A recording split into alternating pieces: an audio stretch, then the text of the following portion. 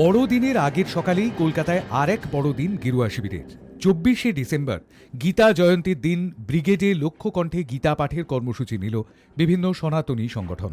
সংঘ পরিবারের বিভিন্ন সংগঠন এবং বিজেপি এই উদ্যোগের আড়ালে ছিল, তবে মূল পরিচালনায় অখিল ভারতীয় সংস্কৃত পরিষদ নামে এক সংগঠন। সংগঠনের সভাপতি তথা ভারত সেবাশ্রম সংঘের সন্ন্যাসী স্বামী প্রদীপ্তানন্দ বলেন, এই কর্মসূচি সকলের জন্য, কোনো রাজনীতি নয়, মানব কল্যাণের লক্ষ্য নিয়েই এই অনুষ্ঠান। এই অনুষ্ঠানে প্রথমে রাষ্ট্রপতি দ্রৌপদী মুর্মুর আসার কথা থাকলেও পরে জানা যায় আমন্ত্রিত অতিথি হিসেবে উপস্থিত থাকবেন প্রধানমন্ত্রী নরেন্দ্র মোদী। অবশ্য শেষ মুহূর্তে জরুরি কাজে ব্যস্ত থাকায় ব্রিগেডের কর্মসূচিতে হাজির থাকতে পারেননি তিনিও। উদ্যোক্তারা এই অনুষ্ঠানকে ধর্মীয় কর্মসূচি বললেও 2024-এর লোকসভা নির্বাচনের আগে এই কর্মসূচি যথেষ্ট তাৎপর্যপূর্ণ বলে মনে করছেন রাজনৈতিক বিশ্লেষকদের একাংশ। চোখ রাখব আন্তর্জাতিক দুনিয়ার খবরের দিকে।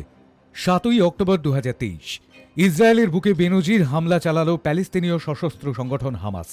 প্রাণ হারান অন্তত 1,500 মানুষ। 250 জনকে অপহরণ করে গাজা ভূখণ্ডে নিয়ে যায় হামাস।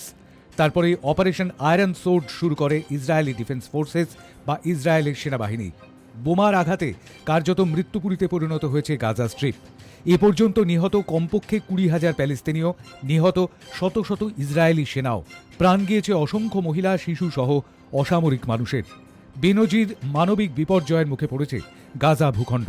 রাষ্ট্রসংঘ সহ আন্তর্জাতিক মহলে তুমুল সমালোচনার মুখেও সামরিক অভিযান অব্যাহত রেখেছে তেল আভিভ। 24শে ফেব্রুয়ারি 2022 বাঁধ ভাঙা বন্যার জলের মতো ইউক্রেনে ঢুকে পড়ে রাশিয়ার ফৌজ। দুনিয়া জুড়ে ভ্রু কুঁচকে ওঠে রাষ্ট্রনেতাদের, তবে ঘাবড়ে যায়নি ইউক্রেন। বুকে বল নিয়ে যুদ্ধের ময়দানে রুখে দাঁড়ান ইউক্রেনের প্রেসিডেন্ট ভলোদিমির জেলেনস্কি। আমেরিকা ও ন্যাটো দেশগুলোর মদতে পাল্টা মার দিতে শুরু করে প্রাক্তন সোভিয়েত দেশটি। সেই যুদ্ধের প্রায় 2 বছর হতে চললেও এখনও থামেনি লড়াই।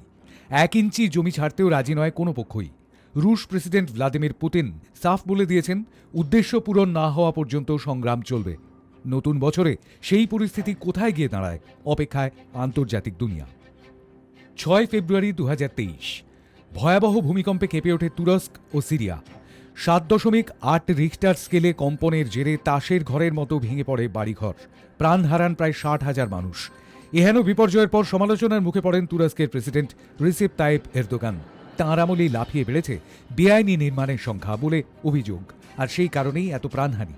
এবছরই সেপ্টেম্বরে মাটির নিচে টেকটনিক প্লেটের ঠোকাঠুকিতে মরক্কোয় ভূকম্পে প্রাণ হারান অন্তত 3,000 মানুষ।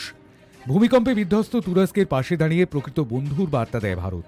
এরদোগানের দেশে বন্ধুত্বের নিশান উড়িয়ে শুরু হয় অপারেশন দোস্ত। ভারতীয় বিপর্যয় মোকাবিলা বাহিনীর 8ম ব্যাটালিয়নের ডেপুটি কমান্ড্যান্ট দীপক তলোয়ার মোতায়েন ছিলেন সবচেয়ে ক্ষতিগ্রস্ত এলাকা নূরদাগিতে।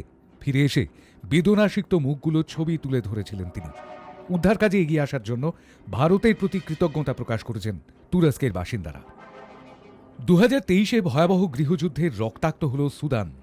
এপ্রিল থেকে ক্ষমতা দখলের লড়াইয়ে একে অপরের বিরুদ্ধে মাঠে নেমেছে দেশটির সেনাবাহিনী ও আধা সেনা। দেশটির সশস্ত্র বাহিনীরই 2 জেনারেল, আবদেল আল ফাতা আল বুরহান ও জেনারেল মোহাম্মদ হামদান দাগালো একে অপরের বিরুদ্ধে যুদ্ধ ঘোষণা করেন। প্রথমজন সুদানের সেনাপ্রধান এবং 2019 থেকে দেশের সর্বোচ্চ শাসন ব্যবস্থার জন্য ভারপ্রাপ্ত কাউন্সিলের প্রধান। দ্বিতীয়জন দেশের আধা সামরিক বাহিনী র্যাপিড সাপোর্ট ফোর্স বা আরএসএফের প্রধান তথা কাউন্সিলের অন্যতম সদস্য। 2 জন জেনারেলের বিরুদ্ধেই মানবাধিকার ভঙ্গ, লুটতরাজ, নৃশংসতা ও ধর্ষণে মদতের অভিযোগ রয়েছে। সেই লড়াই এখনও চলছে। প্রাণ হারিয়েছেন হাজার হাজার মানুষ। যুদ্ধবিধ্বস্ত সুদানে আটকে থাকা ভারতীয়দের দেশে ফেরাতে এপ্রিল মাসেই শুরু হয় অপারেশন কাবেরী। প্রায় 4,000 ভারতীয়কে যুদ্ধজর্জর সুদান থেকে দেশে ফিরিয়ে আনা হয়। 2023-এ বিনোদন জগতেও ছিল নানা বর্ণের শোভা। বহু সিনেমা মুক্তি পেয়েছে, কেউ জনপ্রিয় হয়েছে, কারো কপালে জুটেছে ফ্লপের তকমা। হিট হয়েছে একাধিক গান, কোনো গান আবার পাত্তা পায়নি শ্রোতাদের কাছে। কিন্তু যে গানকে ঘিরে বছরটা বিতর্ক দিয়ে শেষ হলো, সেটা সম্ভবত এড়ানো খুব একটা কঠিন ছিল না। কবি নজরুল ইসলাম রচিত কারার ওই লৌহ কপাট গানের সুর বিকৃত করে বিতর্কের শিরোনামে চলে এলেন এই প্রজন্মের অন্যতম সেরা সুরকার এ.আর. রহমান। শিল্পীর স্বাধীনতার নামে ওই গানটিতে এমন সুর দেওয়া হয়েছে যাতে গানটির মূল ভাবই যেন প্রকাশিত হচ্ছে না। পিপ্পা নামের একটি ছবিতে ব্যবহৃত হয়েছে নজরুলের গানটি। জ্বালাময়ী ভাষা ও সুরের অমন বিকৃতি মানতে পারেনি বাঙালি।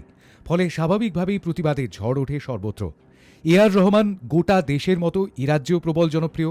তিনিই এমনভাবে নজরুলের গানকে বিকৃত করায় অসন্তুষ্টি, ক্ষোভ ছড়িয়ে পড়ে গোটা বাঙালি সমাজে।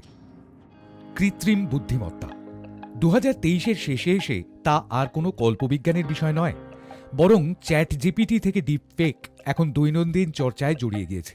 আর ততই জাগ্রত হচ্ছে প্রশ্নটা, শেষের সেদিন কি সত্যি ভয়ঙ্কর? এআই কি মানব সভ্যতার ফুল স্টপ হয়ে দাঁড়াবে? প্রশ্নটা মোটেই সহজ নয়, আর উত্তরও এখনই জানা সম্ভব নয়। তবু এই মুহূর্তে প্রশ্নটাকে আর অবহেলা করা যাচ্ছে না। 2022-এর নভেম্বরে আত্মপ্রকাশ করেছিল চ্যাট জিপিটি। ওপেন এআই সংস্থার এই চ্যাটবট অচিরেই জনপ্রিয় হয়ে ওঠে। 2023 সালের জানুয়ারি মাসে এসে দেখা যায় সবচেয়ে দ্রুত বাড়তে থাকা কনজিউমার সফটওয়্যার অ্যাপ্লিকেশন হয়ে ইতিহাস গড়ে ফেলেছে তারা। আর সেই সঙ্গে পাল্লা দিয়ে বাড়তে থাকে আশঙ্কাও। সকলের কাজ কেড়ে নিতে এসে গিয়েছে চ্যাট জিপিটি। সে কপিরাইটার হোক কিংবা প্রোগ্রামার, সবার কাজেই ভাগ বসাতে পারে সে। আপাতত সব কাজে সে সমান পটু না হলেও শিগগিরই আপডেট হতে হতে সে আরও নিখুঁত হয়ে উঠবে। এমনকি গোটা 10 বা তারও বেশি কর্মীর কাজ সে হয়তো একাই করে দেবে। ফলে নানা ক্ষেত্রেই চাকরি হারানো মানুষের সংখ্যা বাড়তে থাকবে। একই সঙ্গে 2023-এই ভয় দেখাতে শুরু করল ডিপ ফেক। অচিরেই আরও বড় বিপদ কি আসছে সভ্যতার জন্য? শেষ পর্যন্ত কি হবে তা সময় বলবে। তবে 2023 সিঁদুরে মেঘের সন্ধান দিয়ে গেল।